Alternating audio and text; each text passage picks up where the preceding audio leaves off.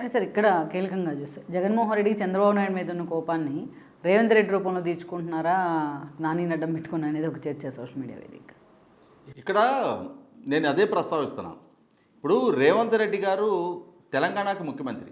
ఆయన్ని చంద్రబాబు నాయుడు గారికి ప్రతినిధిగా చూసిన మాత్రాన ఆయన మీద ఏకపక్ష దాడి ఇదే విధంగా కొనసాగించిన పక్షంలో అంతిమంగా కేసీఆర్ గారి కళ్ళలో ఆనందం చూడగలుగుతారేమో తప్ప ఆంధ్రప్రదేశ్ రాష్ట్ర ప్రయోజనాలకి వచ్చే మేలైతే ఏం జరగదు. ఎందుకంటే ఇప్పటికే రీసెంట్గా మనం నాగార్జున సాగర్ డ్యామ్ విషయంలో జరిగిన ఘర్షణపూరిత వాతావరణం చూసాం.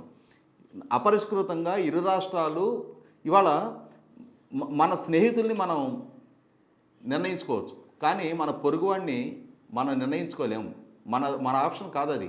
మనకి ఇష్టం లేకపోయినా మన పొరుగువాడుగానే ఉంటాడు. అతనితోటి సరైన సంబంధాలు మెయింటైన్ చేసి తీరాల్సిన అవసరం ఉంటుంది. అటువంటి సందర్భంలో పైగా విభజన జరిగిన రాష్ట్రం ఇప్పటికీ ఉమ్మడిగా అపరిష్కృతంగా ఉన్న అంశాలు చాలా ఉన్నాయి.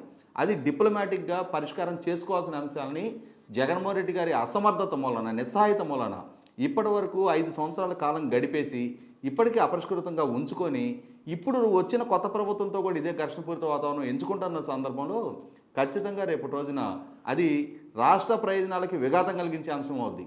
జగన్మోహన్ రెడ్డి గారి వైఖరి ఎట్లా ఉంది అంటే, రాచబిడ్డ ఒంటరిగా పోదు అని చెప్పని, ఆయన ఓడిపోయే పక్షంలో, ఆయన అధికారానికి దూరం జరిగే పక్షంలో అది తనకు ఒక్కడికి వ్యక్తిగతంగా నష్టం జరగకూడదు, రాష్ట్రానికి కూడా నష్టం జరగాల్సిందేనని చెప్పని ఇవాళ రాష్ట్ర ప్రయోజనాలు కూడా భంగం కలిగే విధంగా ఇరుగు పొరుగు అందరితోటి ఘర్షణపూరిత వాతావరణం, పైగా ఆర్థికంగా రాష్ట్రాన్ని అప్పులమయం చేసేయటం, శాంతి భద్రతల పరంగా రాష్ట్రంలో ఒక తీవ్ర అగాధాన్ని సృష్టించడం, ఇటువంటి పరిస్థితుల్లో రాష్ట్ర ప్రయోజనాల పరంగా చూసినప్పుడు ఉండకూడని, ఎంచుకోకూడని విధానాన్ని ఎంచుకుంటూ ఉన్నారు.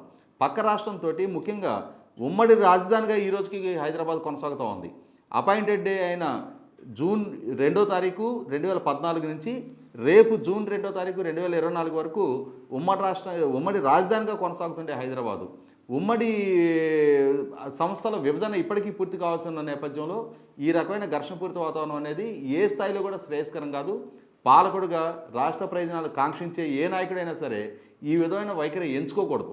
కానీ ఈ విధమైన ఘర్షణపూరిత వైఖరి ఎంచుకోవడం ద్వారా తాత్కాలికంగా కేసీఆర్ గారితో ఉన్న తన సఖ్యత, తనకున్న అనుబంధము, ఆయన దగ్గర నుంచి పొందున్న మేలు దృష్ట్యా రాబోతున్న పార్లమెంట్ ఎన్నికల నేపథ్యంలో కేసీఆర్ గారికి ఏదైనా ఉపయోగపడడానికి పనికొస్తేమో తప్ప తెలంగాణ సమాజానికి ఉపయోగపడేది కాదు, ఆంధ్ర సమాజానికి ఉపయోగపడేది అయితే కాదు. ఈ వీడియో మీకు నచ్చినట్లయితే please share, like and subscribe R24 Telugu.